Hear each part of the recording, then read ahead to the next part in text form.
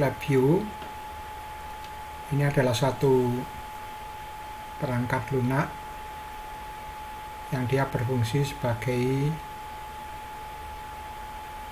portal.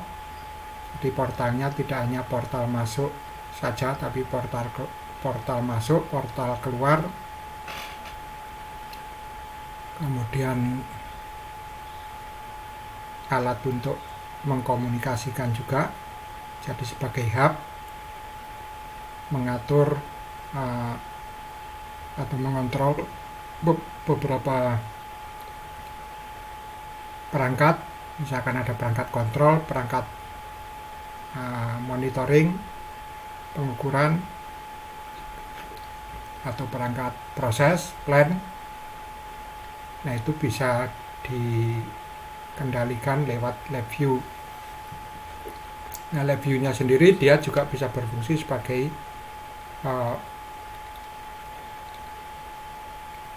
alat untuk membuat rancangan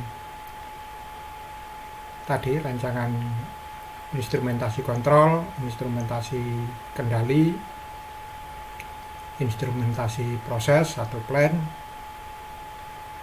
dalam bentuk simulasi yang itu bisa diwujudkan juga secara real. Nah,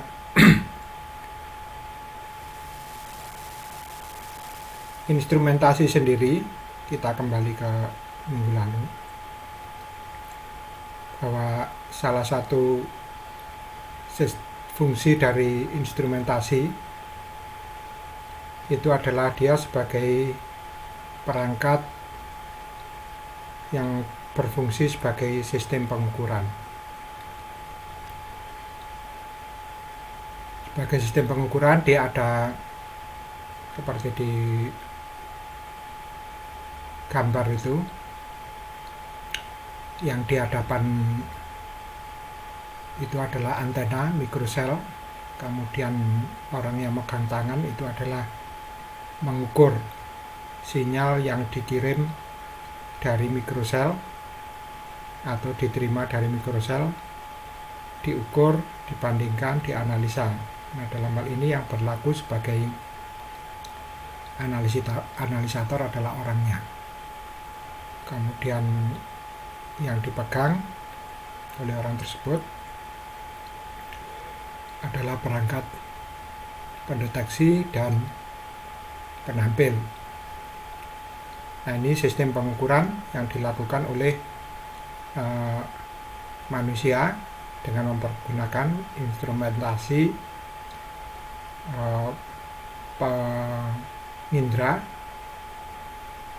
mengindra sinyalnya dalam hal ini adalah gelombang mikro dari mikrosel.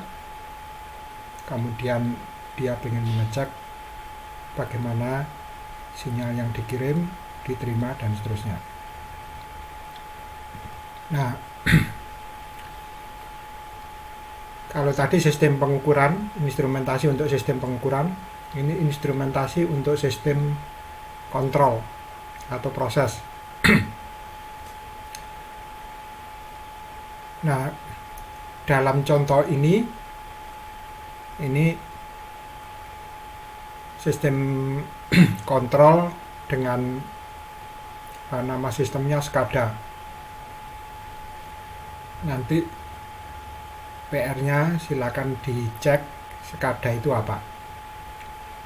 Nah, di sini sistem kontrol proses ada terdiri dari sistem instrumen lapangan, kemudian di sini ada PLC, Programmable Logic Control, kontrol logika, kemudian di sini ada servernya, kemudian di sini ada komputer, ada notebook, ada HP cerdas, ada tablet yang berfungsi sebagai antarmuka antara manusia dan mesin, atau biasanya disebut dengan HMI, Human Machine Interface atau client, yang dia mungkin di sini adalah yang mengontrol interaksi antara ini peralatan instrumen dengan mesin. Mesinnya di sini adalah server dan PLC. PLC-nya adalah aktuator kontrol. Di servernya adalah software analisa, pengendali, dan seterusnya. Komunikasinya dengan manusia lewat peralatan komputer dan seterusnya. Yang berikutnya contoh lain, ini sistem kontrol untuk proses. Kalau tadi proses plan dikontrol dengan sistem yang tergabung dalam SCADA. Nah, ini proses, ini adalah contoh proses dalam sistem kontrol untuk reaktor nuklir. Sistem kontrol proses. Di sini ada variabel masukan. Variabel masukannya dimasukkan melalui transducer. Transducer itu adalah perangkat yang bisa mengubah energi dari satu bentuk ke bentuk lain, atau bentuk yang sama tapi mungkin dikuatkan atau dilemahkan. Dari transducer masuk ke controller, alat pengendali. Kemudian dari controller di sini diberikan gangguan. Kemudian antara controller dan gangguan dijumlahkan, digabungkan menjadi proses. Dalam reaktor biasanya ada akselerator yang digerakkan atau dihidupkan, kemudian pengganggunya adalah ion yang ditembakkan pada atom. Nah, ionnya itu berfungsi untuk mengganggu atom, sehingga nanti dari situ terjadi proses, dalam hal ini adalah reaksi fisi atau fusi. Kemudian hasilnya itu diberikan gangguan lagi digabungkan sehingga nanti menghasilkan keluaran atau variabel kontrol yang lain. Nah, ini sistem instrumentasi untuk kontrol proses dalam reaktor fisi atau fusi. Fisi kalau tadi. Sehingga instrumentasi secara umum itu bisa kita gambarkan seperti ini. Jadi ada alat pengindra, sensing device, kemudian perangkat pengkondisi sinyal conditioning, ada perangkat masukan keluaran, perangkat kontrol pengendali, kemudian perangkat untuk berpikir atau menyatakan formula, ekspresi, pernyataan, dan seterusnya. Peralatan untuk pengindra itu biasanya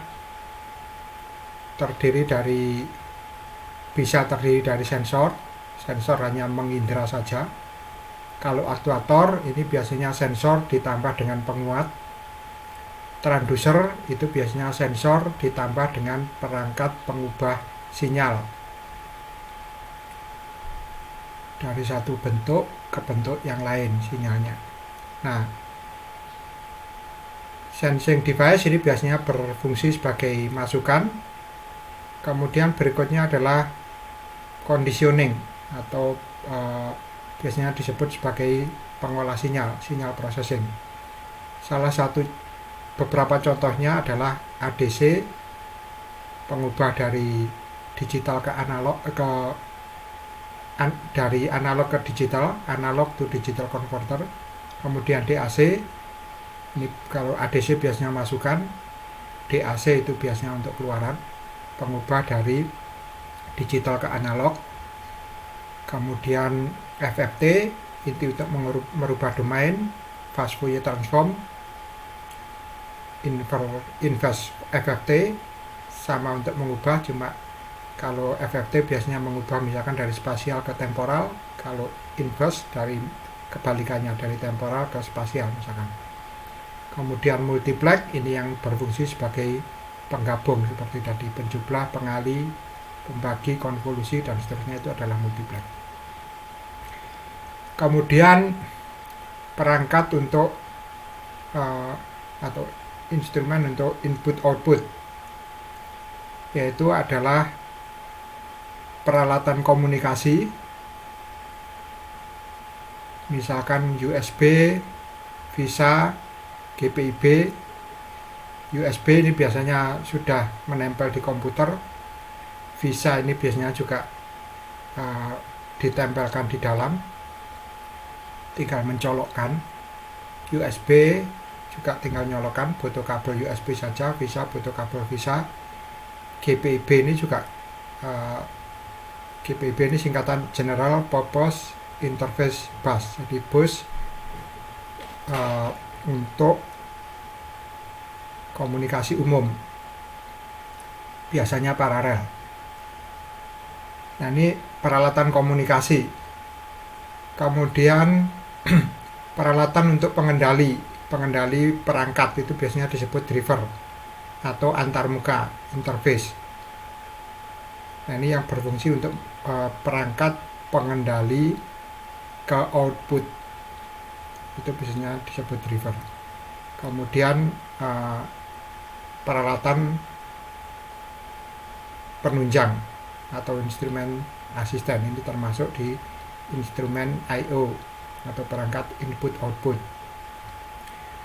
Kemudian perangkat kontrol, itu beberapa contohnya, misalkan kontrol untuk proporsional atau biasanya disingkat dengan PID, proporsional saja. Jadi bentuk-bentuk kontrol itu misalkan kontrol proporsional, berarti pembandingan. Kontrol PID, proporsional, integral, diferensial. Ini 3. Jadi bisa proporsional, bisa integral, bisa diferensial kontrolnya. Kemudian kalau ini berbentuk kontrol mempergunakan formulasi derivatif atau integratif. Yang berikutnya kontrol berdasarkan logika. Itu contohnya adalah kontrol fasi, kontrol logika, kontrol on off. Nah, PLC itu adalah kontrol on off atau kontrol logika. Kemudian kontrol loop, ada open loop, ada close loop. Loop ini biasanya ada kontrol yang dengan loop itu ada umpan baliknya. Nah, yang berikutnya instrumentasi pemikir. Jadi ada kontrol, ada pemikir. Nah, yang mikir ini mikirkan masukan keluaran, tapi bentuknya adalah bentuk data. Jadi ini data, kalau di ekspresi ini berupa data masukan, data keluaran. Kalau di sini input output yang di driver atau interface ini sudah berupa sinyal yang langsung diaplikasikan ke perangkat. Tapi kalau di sini masih berupa data. Kemudian fungsi lainnya adalah untuk manipulasi data, menganalisis sinyal, kemudian melakukan eksekusi kontrol